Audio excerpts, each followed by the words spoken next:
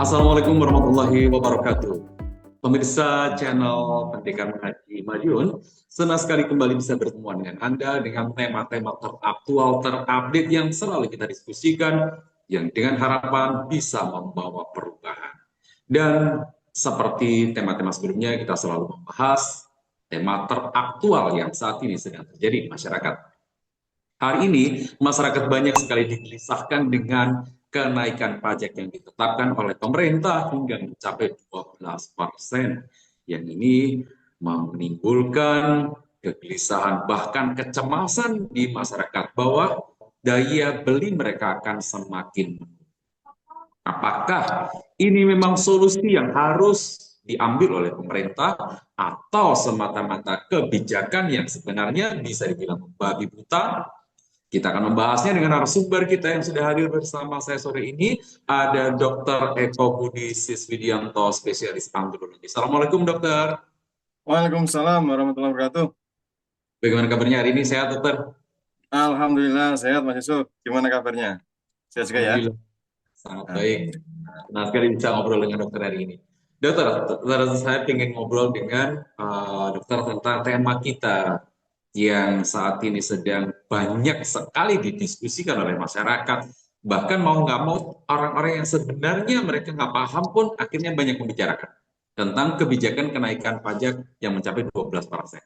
Menurut Ustadz nih, saya panggilnya Ustadz aja. Apakah kebijakan kenaikan PPN yang diterapkan oleh pemerintah dapat dianggap sebagai solusi jangka panjang bagi negeri ini, atau justru semakin memperparah keadaan rakyat kecil pada umumnya?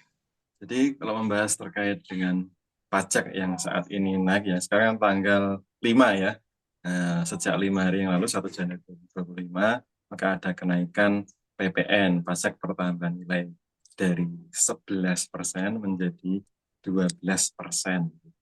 Ada kenaikan 1%. Nah, ini kalau kita membaca-baca dari sejarahnya kan sebenarnya sudah direncanakan agak lama ya, agak lama sesuai dengan amanat undang-undangnya. Kalau tidak salah Undang-Undang Nomor 42 ya tahun 2009 tentang perpajakan yang seperti itu. Nah, jadi memang diamanatkan oleh undang-undang itu agar yang namanya PPN itu meningkat. Yang awalnya kan 10% ya, beberapa tahun yang lalu 10%, tahun 2021 masih 10%, kemudian 2022 naik ya menjadi 11%. Nah, dan kemudian beberapa tahun kemudian, 2-3 tahun kemudian meningkat lagi menjadi 12%. Nah, sebagaimana yang sekarang ini sedang kita alami, naiknya 5 hari ini 12%. Nah, ini kalau kita membaca informasi, maka memang yang disampaikan oleh pemerintah ya, pihak pemerintah dinarasikan bahwa memang ini adalah amanat dari undang-undang. Namanya amanat kan biasanya ya harus dilaksanakan, harus dikerjakan sesuai dengan amanat undang-undang tadi. Karena merupakan undang-undang berarti merupakan sebuah aturan yang sifatnya itu mengikat untuk diimplementasikan atau diterapkan gitu. Nah, kemudian ini menimbulkan pro dan kontra ya di tengah-tengah masyarakat ya, dengan berbagai masing-masing yang pro dengan berbagai narasinya, alasan-alasannya, yang kontra dengan berbagai alasan-alasannya. Nah, kalau menurut dari pemerintah memang ini kenaikan pajak ini adalah untuk meningkatkan pendapatan. Pendapatan siapa? Ya pendapatan dari pemerintah yang tertuang di dalam APBN, yang kalau kita melihat dari postur APBN ya yang ada dari tahun ke tahun ya. Nah, kalau 2025 ini kalau kita melihat dari Kementerian Keuangan maka ada 3.600 sekian triliun rupiah. Nah, begitu. 3.600 triliun rupiah. Nah, sekitar 3 ribuan itu atau sekitar 72%-nya itu berasal dari pajak. Jadi bisa dikatakan bahwa pendapatan mayoritas APBN kita itu adalah dari pajak dengan berbagai pajak-pajak yang ada. Nah, jadi memang ini merupakan strategi ya bukan strategi sebenarnya. Kalau strategi itu kan bisa menyesuaikan ya dengan keadaan gitu. Atau ini memang merupakan sebuah bukan lagi strategi tapi lebih mendasar lagi. Memang sudah merupakan haluannya begitu. Garis-garis haluannya itu seperti itu dengan adanya pajak yang akan meningkatkan pendapatan dari suatu negara ya, dari negeri kita itu seperti itu. Makanya kalau dikatakan apakah ini akan menjadi solusi jangka panjang, ya memang ini menjadi solusi jangka panjang bagi siapa? Bagi pemerintah gitu. Untuk apa? Untuk mempertahankan dan juga untuk meningkatkan pendapatan negara dari sektor perpajakan ini ya, menjadi penyumbang terbesar ya. Kalau 72% berarti 2/3 lebih ya, 2/3 lebih. Nah, jadi seperti itu. Memang ini merupakan strategi jangka panjang karena memang yang namanya pajak ini kan dari dulu seperti itu ya, dari dulu memang seperti itu, tidak ada, bisa dikatakan tidak ada barang yang tidak kena pajak begitu, dan memang ini diterapkan di hampir semua negara ya, di hampir semua negara itu mengenakan pajak-pajak ya terhadap berbagai barang maupun jasa yang dikonsumsi oleh masyarakat. Jadi memang ini merupakan strategi ya atau kebijakan jangka panjang untuk meningkatkan pendapatan dari negara tadi. Nah, kemudian apakah dengan pajak ini nanti akan menjadikan masyarakat itu memiliki beban yang bertambah? Ya, logikanya kan demikian ya, otomatis pajak itu kan pungutan, ya kan, pungutan dari pemerintah kepada rakyat dengan berbagai jenis-jenisnya ya, yang memang sangat banyak sekali jenis-jenisnya, sehingga ketika pungutannya meningkat, nah, otomatis beban terhadap rakyat itu juga akan meningkat, beban untuk mengeluarkan zakat, zakat pajaknya ya, mengeluarkan zakat pajaknya tadi itu juga akan meningkat. Nah, seiring dengan waktu meningkat, otomatis akan meningkatkan beban dari masyarakat. Gitu. Meskipun kalau kita membaca atau kita menyaksikan berbagai yang pernyataan yang disampaikan ya, bahwa pajak itu untuk pembangunan. Ya memang untuk pembangunan. Gimana lagi kalau bukan untuk pembangunan? Karena memang dari APBN tadi kan untuk pembangunan begitu. Sedangkan 70%-nya itu dari pajak begitu. Kalau misalnya dari pajak itu katakanlah ya misalnya tidak ada 0%, berarti kan tinggal 30% saja APBN-nya.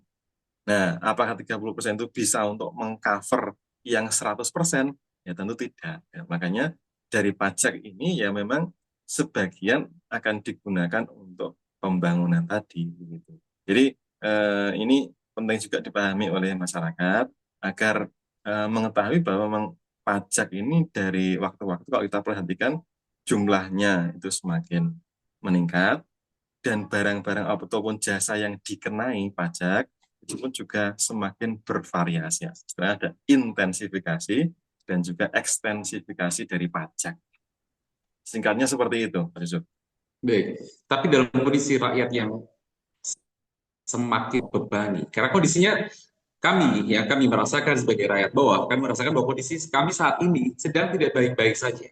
Nah, bagaimana sebaiknya pemerintah bisa menjelaskan kebijakan pajak tersebut yang sebenarnya hari ini cukup memberatkan bagi rakyat di tengah stagnasi ekonomi dan tingkat PHK yang hari ini sebenarnya cukup tinggi. Pemerintah akan menyampaikan narasi-narasi yang bisa dikatakan itu melogikakan atau merasionalisasikan gitu berbagai kebijakan-kebijakannya, termasuk kebijakan kenaikan PPN 12% ini. Misalnya, yang pertama adalah bahwa pajak itu untuk proses penyelenggaraan negara, untuk pembangunan ini dan itu. Nah, begitu. Itu tentu narasi yang utama disampaikan seperti itu, karena memang faktanya memang demikian ya, bahwa pendapatan utama negeri kita ini dari pajak, 70% lebih. Nah, kalau pajaknya turun pendapatannya, pemasukan dari pajak turun, atau misalnya itu sedikit, otomatis pembangunan juga tidak akan berjalan sesuai dengan yang dikehendaki atau sesuai yang dengan yang telah diprogramkan kan begitu. Nah, sehingga dengan narasi seperti itu pajak ini untuk melanjutkan pembangunan negara yang hasilnya akan dinikmati oleh masyarakat. Nah, kan begitu. Nah, itu tentu narasi yang disampaikan demikian sehingga masyarakat harapannya akan menerima gitu, akan menerima bahwa pajak itu ya mesti harus ditunaikan atau mesti harus dibayarkan begitu. Meskipun dari waktu ke waktu semakin meningkat. Jadi rasionalisasinya seperti itu. Ini untuk pembangunan negara ya karena sekarang ini masyarakat apa kondisi keuangan negara sedang tidak baik-baik saja ya menjadi bisa dikatakan wajar kalau kemudian tarifnya itu dinaikkan. Nah, begitu. Itu yang pertama. Yang kedua, PPN yang 12% ini tidak untuk semua barang dan jasa gitu. Nah, kalau berdasarkan undang-undangnya itu, kalau kita baca itu sebenarnya awalnya tidak spesifik atau tidak khusus untuk barang-barang tertentu saja gitu. Misalnya terkait dengan mau kenaikan 12% ini kan seperti itu ya. Dari 11% naik menjadi 12%. Nah, ya semuanya naik gitu. Tapi kemudian karena berbagai protes ya atau berbagai kritisme yang dilakukan oleh masyarakat, para pakar-pakar ekonomi atau para pengamat kebijakan publik gitu, akhirnya kemudian menjadi direvisi gitu. Jadi direvisi bahwa yang naik menjadi 12% itu hanya barang-barang atau jasa-jasa tertentu saja. Nah, itu ada beberapa itu ya nanti bisa dicari. Terutama adalah yang barang-barang mewah, nah gitu. Yang dari barang-barang mewah misalnya kapal, pesawat jet pribadi misalnya seperti itu, atau barang-barang mewah yang lain. Nah itu yang dikenakan PPN naik 1%. Jadi tidak semuanya, ya, narasinya gitu. Nah, memang ini secara bertahap begitu. Dalam arti kenaikannya itu bertahap, tidak yang awalnya sekarang ini hanya barang-barang mewah, nanti kemudian ya kita nggak tahu. Gitu. Kemungkinan besar nanti kita akan melihat akan berkembang gitu, akan menjadi lebih ekstensif lagi dari barang-barang mewah saja. Nah, nanti akan bisa melebar menjadi barang-barang yang lain-lain gitu. Nah, kenapa ya? Karena negara ini membutuhkan pendapatan, membutuhkan pemasukan gitu. Membutuhkan masukan. Karena yang paling gampang itu kan dengan pajak ya. Paling gampang kan begitu dengan pajak. Kemudian dengan utang. Gitu. Itu paling gampang. Tidak usah kemudian itu berpikir yang terlalu jelimet atau berpikir yang terlalu kompleks dengan menaikkan pajak, dengan cara utang, itu cara paling gampang, paling simpel untuk menaikkan pendapatan atau masukan negara. Nah itu minimal ada dua tadi itu alasan yang disampaikan oleh atau yang bisa disampaikan oleh pemerintah untuk istilahnya mungkin menenangkan gejolak yang terjadi di tengah rakyat akibat kenaikan PPN dari 11 menjadi 12% tadi. Enggak, masih ada lagi beberapa alasan-alasan lain, tapi itu saya kira menjadi dua alasan yang atau menjadi dua poin penting yang bisa disampaikan atau yang disampaikan bahwa PPN naik dari 11 menjadi 12%. Begitu, Mas Yusuf. Kalau tadi dokter menyampaikan bahwa ini adalah cara termudah, yang paling praktis, nggak terlalu banyak membutuhkan proses berpikir ya untuk mendapatkan penghasilan lebih. Nah, berarti sebenarnya harusnya ada dong cara-cara lain untuk mendapatkan penghasilan tambahan ini selain dari memungut pajak saja.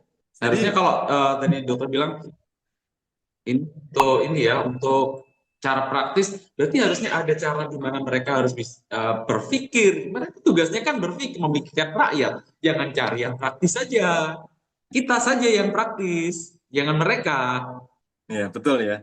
Jadi kalau kita melihat ya, kalau kita melihat secara umum gitu, para penyelenggara negara itu kan ya kita bisa menyimpulkan ya atau bisa mengatakan ambil yang praktis saja gitu ya. Misalnya ketika apa namanya dikatakan bahwa kebutuhan terhadap misalnya barang-barang pokok ya, beras atau gula atau garam, nah, seperti itu ya, atau daging atau apalagi, terus banyak ya kedelai dan macam-macam sembako gitu. Kalau kurang gimana? Gampang. Impor. Nah, kan gitu ya. Impor. Nah, itu kan gampang. Itu kan eh, suatu hal yang menyimpulkan atau simplifikasi ya terhadap problem yang terjadi. Gampang aja, kurang impor gitu. Sehingga nanti cukup, gitu, cukup kebutuhan dalam negeri atau pasokannya itu akan mencukupi untuk memenuhi kebutuhan yang ada yang lebih besar daripada suplai yang ada di dalam negeri tadi. Gampang impor. Nah, itu kan kebijakan yang atau itu pemikiran yang simpel, yang gampang. Padahal kalau dengan impor ya maka akibatnya kan banyak ya. Ikutannya kan banyak apa namanya misalnya devisa negara akan berkurang karena untuk impor kan membutuhkan atau menggunakan dolar atau menggunakan cadangan devisa sehingga devisa akan menjadi tergerus karena banyak yang diimpor. Nah, kan seperti itu. Itu salah satu contohnya saja. Nah, sedangkan ketika mau berpikir yang sedikit lebih kompleks ya, sedikit lebih kompleks atau sedikit lebih mendalam kajiannya, maka bagaimana agar bisa swasembada gitu, swasembada terhadap barang-barang pokok. Nah, sedangkan di negeri kita ini kan kaya sekali ya dengan berbagai sumber daya alam, di mana-mana ada darat, laut, udara kan banyak sekali ya. Negeri maritim, pulaunya ada ribuan dengan wah tanah yang sangat subur, isinya macam-macam, nggak cuma isinya itu tanah atau batu, isinya minyak, isinya emas, isinya macam-macam gitu. Nah, bagaimana dengan berbagai kekayaan yang ada itu dioptimalkan begitu sehingga tidak impor. Nah, jadi memang sebenarnya ini bisa dikatakan semacam simplifikasi saja, memudahkan mikir atau kalau ada orang mengatakannya malas mikir gitu. Sebenarnya ada cara-cara yang lain ya. Nah, ada cara yang lain yang dipergunakan sehingga tidak perlu apa namanya misalnya kalau dalam kasus kita ini ya tidak perlu menaikkan pajak atau bahkan tidak perlu pajak dan juga tidak perlu utang. Jadi sebenarnya memang tugas dari pemerintah itu kan melayani, ya melayani. Melayani siapa? Ya melayani rakyat. Sedangkan rakyat itu yang dilayani. Ya kita ini, saya Mas Yusuf, nah, ini kan termasuk rakyat jelata ya. Yang ini sebenarnya perlu dilayani. Layanan apa ya? Layanan kesehatan kita misalnya, layanan pendidikan, layanan apa namanya publik yang lain itu perlu dilayani, dimudahkan. Kita ini rakyat gitu.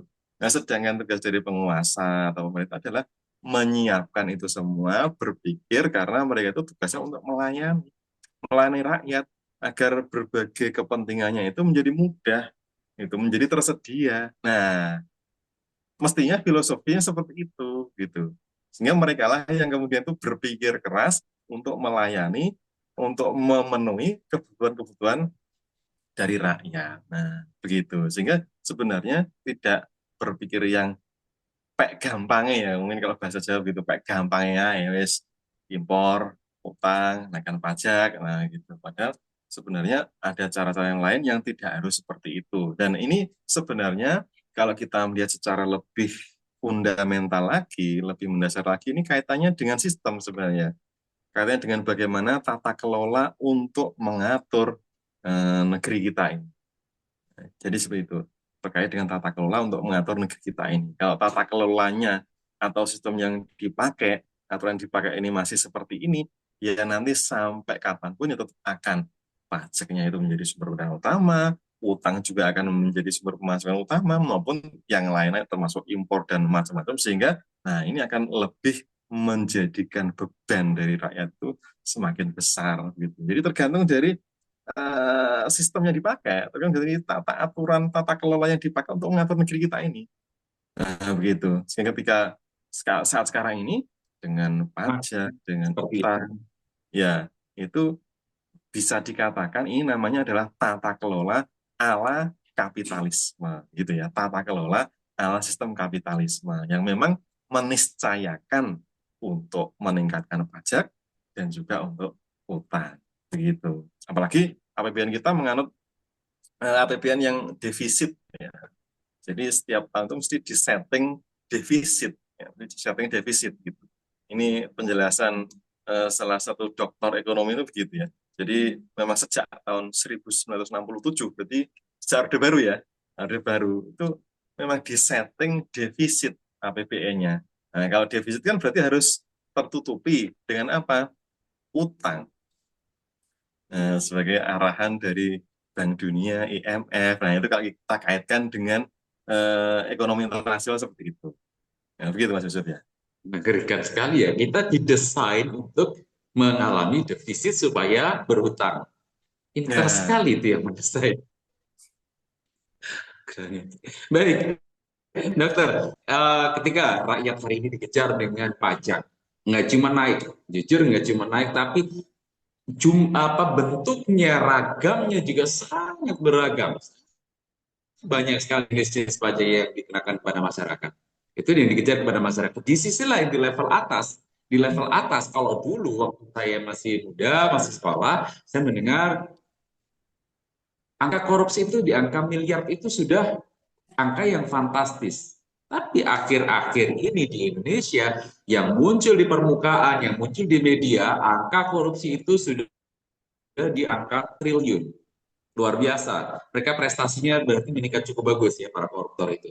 Nah, di satu sisi dalam jumlah korupsi yang sangat besar tersebut, tiba-tiba muncul ada wacana pemutihan korupsi. Padahal beberapa waktu yang lalu Presiden kita yang sekarang ini berkali-kali mengatakan bahwa harusnya saya akan menutup kebocoran-kebocoran. Ini itu seringkali diulang dalam pidato-pidato. Tiba-tiba muncul wacana pemutihan korupsi dengan syarat pengembalian uang hasil korupsi yang berpotensi menurunkan kepercayaan. Apakah ini bisa benar-benar dilakukan atau justru akan menurunkan kepercayaan publik terhadap keseriusan pemerintah terhadap pemberantasan korupsi? ini memang menarik ya. Memang menarik. Korupsi ini kalau ada gamenya itu begini. Kalau dulu korupsi itu di bawah meja gitu ya. Tapi kalau sekarang mejanya juga dikorupsi. Karena sudah saking korupsi itu merajalela ya ada di mana-mana gitu. Di setiap level ya, level top ya sampai level bawah itu ada korupsi. Dan nilainya pun juga sekarang sudah nggak zamannya ya. Artinya korupsi kalau eh, jutaan gitu atau mungkin miliaran tuh mungkin dikatakan itu sudah nggak korupsi lagi ya, ya sudah biasa lah gitu, sudah lumrah mungkin begitu. Nah itu dikatakan baru dikatakan korupsi itu kalau levelnya sudah ratusan miliar atau triliunan. Nah, sekarang kan yang terakhir ini ya misalnya 300 T, 300 triliun itu baru dikatakan korupsi. Tapi kalau levelnya itu jutaan, miliaran itu kayaknya sekarang sudah nggak apa ya, awareness dari masyarakat itu sudah biasa, itu sudah biasa ya gitu Lagi. ya. Kalau T levelnya itu T, ini baru korupsi, gitu ya. Ini baru korupsi. Nah, jadi eh, ini memang bisa dikatakan suatu paradoks atau suatu kontradiksi ya, di mana keinginan dari pemerintahan yang baru ini untuk menekan atau menutup ya kebocoran-kebocoran korupsi-korupsi karena korupsi ini kan dari tahun ke tahun semakin meningkat. Pelakunya juga semakin beragam, kepala daerah, pejabat di BUMN, macam-macam lah begitu. Para pengusaha yang apa namanya, pengusaha-pengusaha ini tambang ya biasanya, pertambangan. Nah, ini kan kalau dilihat nilainya kan ratusan juta ya, puluhan, salah. Kalau juta itu nggak disebut korupsi, triliun ya, puluhan sampai ratusan Hilaf triliun. itu. Yaitu puluhan sampai ratusan triliun nilai korupsinya gitu. Nah, tentu itu kan nilai yang banyak sekali ya, banyak sekali. Kalau misalnya untuk kesehatan tuh cuma kalau kita lihat di APBN ya, untuk kesehatan tuh hanya ratusan triliun, ratusan triliun. Itu untuk biaya kesehatan, BPJS kesehatan ya maupun biaya kesehatan total di negeri kita tuh ratusan triliun, nggak sampai 400 triliun seingat saya. Jadi nggak terlalu banyak. Nah, sedangkan kasus korupsi itu kerugian negaranya banyak. Satu orang saja 300 triliun kan itu ya. Satu orang itu yang ketahuan. Nah, sedangkan namanya korupsi itu kan Yang berusaha agar tidak diketahui. ya, berusaha agar tidak diketahui oleh orang sehingga aman-aman saja, tapi sudah mendapatkan jumlah yang fantastis kan. Nah, sehingga sebenarnya itu fenomena gunung es. Bisa dikatakan kalau di dalam dunia kesehatan itu, misalnya ada kasus HIV/AIDS, nah, kan gitu, HIV/AIDS, misalnya berapa ratus ribu orang. Nah, itu gunung es, fenomena gunung es. Kasus yang sebenarnya itu berkali-kali lipat, bisa sampai 10 kali lipat, begitu. Nah, dengan misalnya contoh ini, kasus korupsi yang mencapai ratusan triliun, kalau itu dikatakan adalah fenomena gunung es, maka aslinya itu mungkin bisa sampai ribuan triliun. Itu yang dikorupsi gitu. Nah, mungkin itu setiap tahun. Nah, yang sebenarnya dari segitu itu untuk pembangunan, untuk mengelola negara, untuk kesejahteraan rakyat. Nah, sehingga dengan apa namanya keinginan ya dari pemimpin baru ini ya untuk menutup pos-pos yang bocor-bocor begitu, dengan kemudian pernyataannya akhirnya mau misalnya ya memutihkan para koruptor dengan mengembalikan dana yang dikorupsinya mungkin sebagian saja dan kemudian tidak dihukum. Nah, ini kan menjadi suatu hal yang kontradiktif. Jadi suatu yang kontradiktif. Nah, akhirnya maka secara psikologis itu maka orang akan atau orang-orang yang melakukan korupsi atau orang-orang yang akan melakukan korupsi ya gitu. Maka akan secara psikologis itu gampang ini gitu. Korupsi itu yang banyak, sebanyak-banyaknya gitu. Nanti kalau misalnya itu ketahuan, tinggal kembalikan aman, bebas, kan gitu. Nanti kalau bebas, bisa melakukan korupsi lagi, gitu kan. Kalau nggak ketahuan, aman, kan gitu. Aman kalau nggak ketahuan. Sudah dapat banyak, nggak ketahuan, alhamdulillah, aman kan begitu. Jadi secara psikologis akan mengenai seperti itu. Sehingga ini menjadi suatu kebijakan yang atau menjadi suatu keinginan yang kontradiktif dengan yang ada. Korupsinya itu banyak mau ditutup, tapi dengan cara yang seperti itu. Nah, gitu. Yang mestinya namanya koruptor itu ya dia dihukum, uang yang sudah dikorupsi disuruh mengembalikan semua, kan begitu. Asetnya disuruh untuk mengembalikan. Nah, itu kan berarti mestinya seperti itu ya. Logika hukumnya kan seperti itu. Nah, sehingga kalau ada wacana demikian, otomatis ini masyarakat akan memiliki persepsi, oh ini berarti bohong-bohongan gitu. Ini omon-omon saja ini berarti nggak cocok antara keinginan dengan apa yang ditempuh. Nah, begitu. Sehingga kalau memang itu wacana itu kemudian nanti apa namanya diwujudkan dalam bentuk peraturan perundang-undangan, nanti tinggal koruptor itu mengembalikan dananya, terus kemudian tidak dihukum atau mungkin dihukum hanya minimal saja berapa bulan seperti itu sesuai dengan level korupsinya. Nah, maka ini trust dari masyarakat akan turun, akan mungkin nanti akan menjadi malah hilang kepada para pemimpin. Nah, kalau trustnya hilang, trustnya pemerintah terhadap pemimpin ini adalah hilang, yang terjadi ya sudah kacau gitu. Pemimpin berjalan sendiri, rakyat berjalan sendiri. Kan tidak cocok ini untuk mewujudkan tujuan-tujuan bermasyarakat bernegara. Baik, dokter, tadi di awal dokter sudah sempat menyampaikan bahwa sistem di negeri ini memang akan menghasilkan tata cara pengelolaan negara yang seperti ini, bagaimana harus memungut pajak dan segala macamnya. Pemberantasan korupsi juga tidak bisa maksimal. Itu akibat dari sistem yang memang diterapkan di negeri ini. Kalau kita menggarisbawahi berarti sistem ini banyak sekali menghasilkan keburukan-keburukan, koruptor dan pajak yang terus memberatkan rakyat. Apakah saya boleh mengatakan bahwa negeri ini perlukah negeri ini menerapkan sistem pemerintahan Islam yang bebas pajak, bebas korupsi, padahal sudah banyak sekali bukti-bukti sejarah yang menunjukkan keadilan dan keberhasilan sistem ini dilaksanakan. Jawaban ringkasnya, iya mestinya begitu. gitu. Jawabannya mesti itu. Nah, tapi perlu kita memberikan alur berpikirnya, memberikan alur berpikirnya agar lebih mudah dipahami, gitu, agar lebih Hmm. mudah dipahami. Oke, baik. Jadi memang negeri kita ini kan mau tidak mau ya harus diakui bahwa negeri kita ini negeri atau negara yang sekuler. Mau nggak mau mesti diakui seperti itu. Meskipun yang namanya agama dan masyarakat itu bebas menjalankan ibadah ritualnya itu iya, gitu. Itu iya. Di dalam negara-negara yang sekuler dimanapun juga hampir semuanya seperti itu. Artinya bebas kalau urusan pribadi, ibadah pribadi itu bebas itu ya memang sewajarnya seperti itu kan termasuk bagian dari kebebasan pribadi, kebebasan beragama gitu. Nah, negeri kita ini sebenarnya adalah negeri yang sekuler.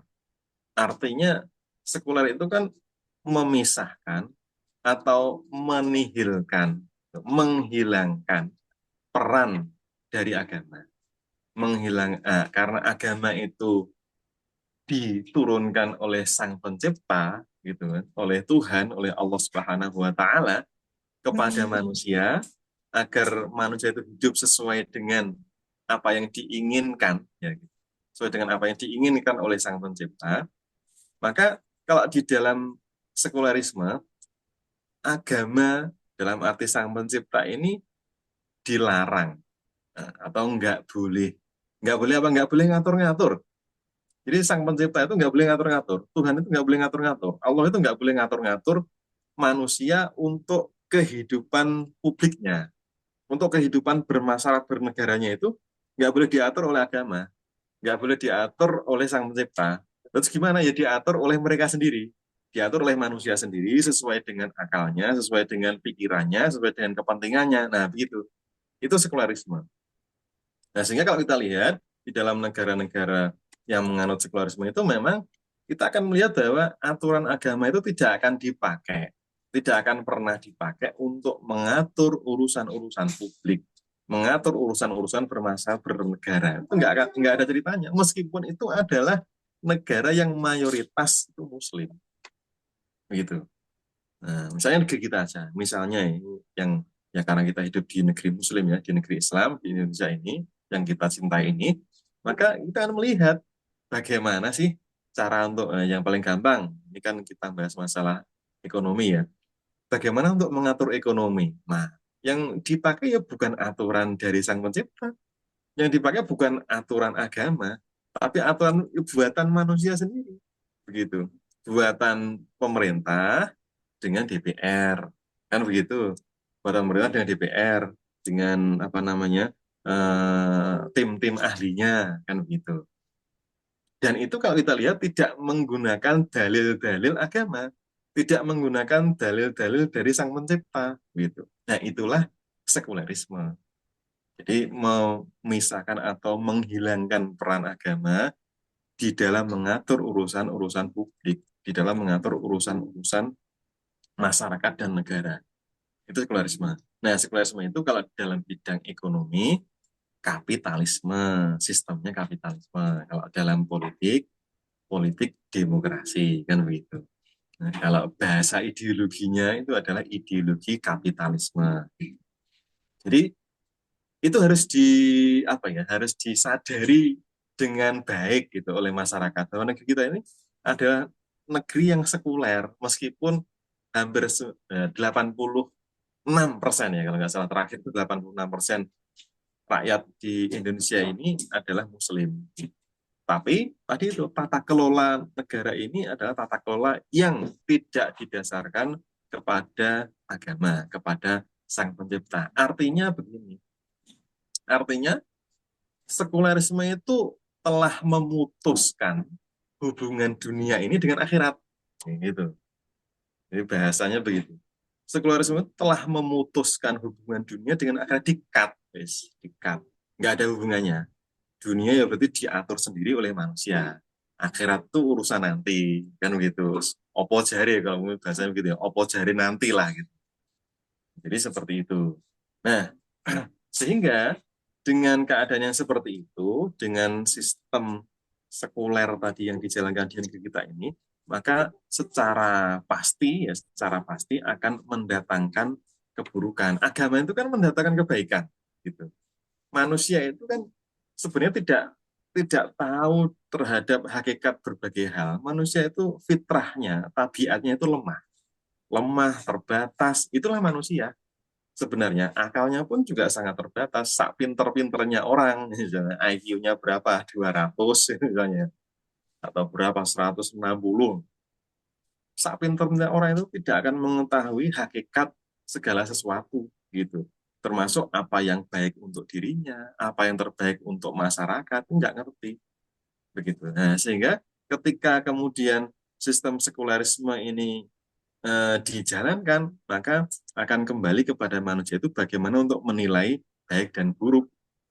Itu kembali kepada akalnya, kembali kepada berbagai latar belakangnya, kepentingan-kepentingannya, maupun kepada kelompok-kelompoknya, jejaringnya gitu, atau networknya gitu, jejaringnya.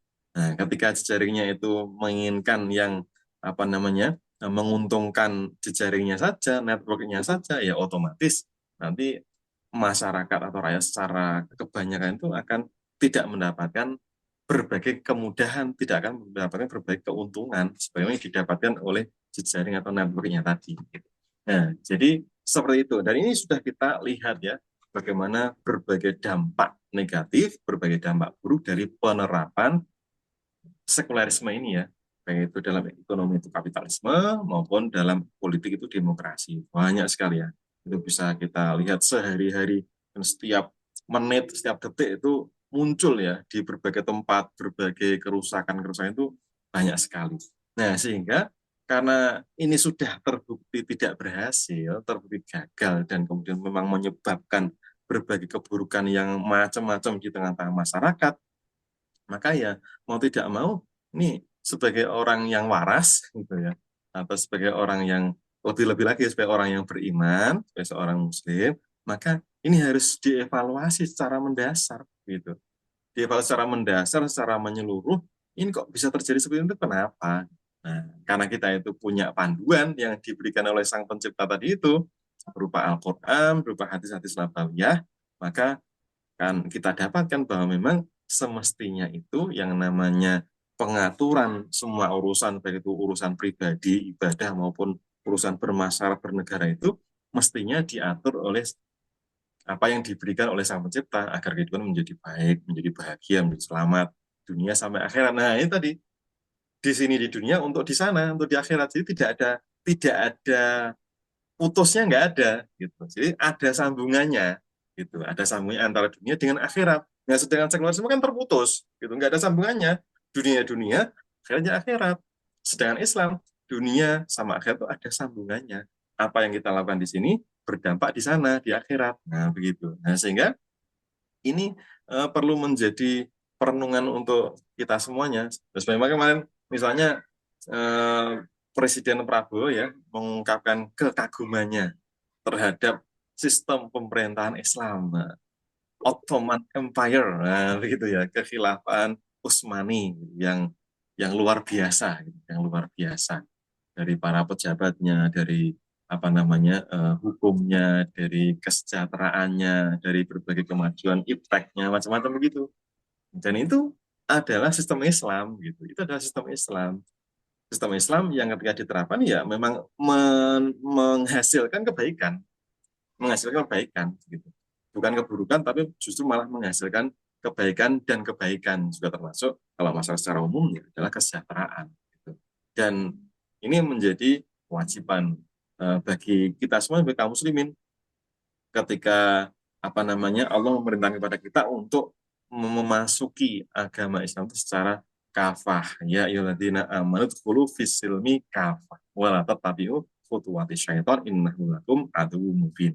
Wahai orang yang beriman, masuklah ke dalam agama Islam itu secara kafah, secara keseluruhan. Nanti seluruhnya boleh enggak milih-milih. Saya tak sholatnya aja yang Islam, zikirnya yang Islam, istighosahnya yang Islam, sedekahnya yang Islam, tapi nggak mau ketika ekonominya pakai Islam lah begitu. Ketika politiknya pakai Islam, pendidikannya pakai Islam, kesehatan pakai Islam, saya nggak mau, maunya diatur sendiri. Nah, itu berarti tidak kafah. Nah, sehingga ketika kita menginginkan kebaikan, mestinya bisa kafah. Nah, ketika kafah itu, maka akan terlihat di dalam lintasan sejarah umat Islam yang selama ribuan tahun di dalam sistem Islam itu, maka kita dapatkan kalau misalnya khusus dalam urusan ekonomi misalnya ya pajak gitu memang tidak ada atau hampir tidak ada. Artinya pajak dalam konteks sistem kapitalisme seperti sekarang ini ya, yang semua orang dipajaki, ya kan? Semua orang dipajaki tanpa memandang itu dia mampu atau tidak, ya semuanya pukul rata. Semuanya disapu bersih dengan pajak, dengan berbagai jenisnya. Kalau dalam Islam, doribah ya, istilah yang tepat doribah, karena memang tidak seperti pajak dalam sistem kapitalisme, tapi doribah itu suatu pungutan yang sifatnya itu hanya kepada orang yang kaya saja dari kalangan kaum muslimin pada saat APBN kosong, pada saat Baitul Mal itu kosong, sedangkan membutuhkan dana untuk pengelolaan negara. Gitu. Dan hanya dipungut dari kaum muslimin dengan jumlah yang tertentu dan sifatnya temporer saja. Artinya temporer berarti kalau masih dibutuhkan, ya dipungut. Kalau sudah nggak butuh, ya stop. Nah, kan gitu. Kalau sudah nggak butuh, ya di stop. Karena sumber-sumber pemasukan itu banyak. Gitu. Di dalam Islam itu sumber pemasukan banyak. Di dalam kitab-kitab ekonomi Islam misalnya, dalam Nizamul Iqtisodi atau dalam buku atau kitab Al-Amwal fi Daulatil Islamiyah, maka akan banyak itu sumber-sumber kekayaan atau sumber-sumber pemasukan itu banyak. Dan itu sangat cukup sekali, gitu, sangat cukup sekali untuk membiayai pengelolaan negara, untuk mensejahterakan rakyat cukup sekali. Misalnya dari hasil hutan saja itu kalau dikelola sesuai dengan syariat Islam sudah mencapai ribuan triliun.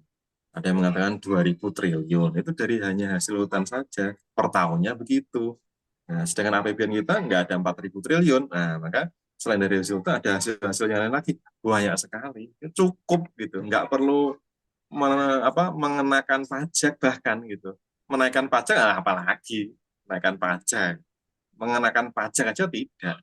Utang apalagi utang. Karena utang sekarang kan basisnya kan ribawi ya, basisnya itu ada bunganya dan itu adalah dilarang di masuk dosa besar masuk keharuman. Nah ini insya Allah di dalam Islam ya tidak akan dilaksanakan. Itu syaratnya adalah ketika tata kelola negeri kita ini diatur dengan sistem Islam. Kalau masih menggunakan sistem sekarang kapitalisme ini ya tetap akan ada pajak, tetap akan ada utang. Yang nanggung siapa? Ya kita kita.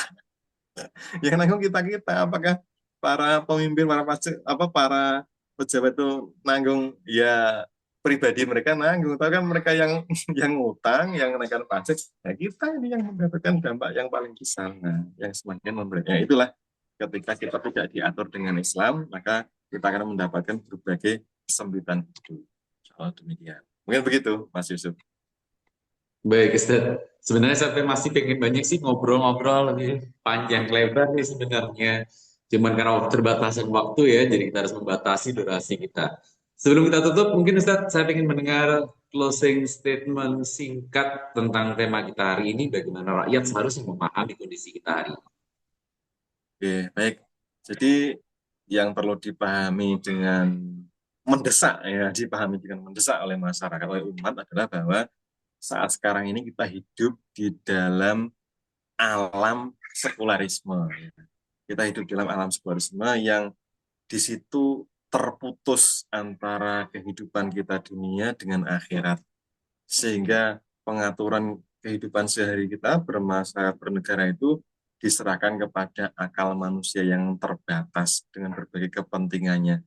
Dan itu menimbulkan dampak buruk yang macam-macam, khususnya dalam masalah ekonomi, maka dampaknya seperti itu.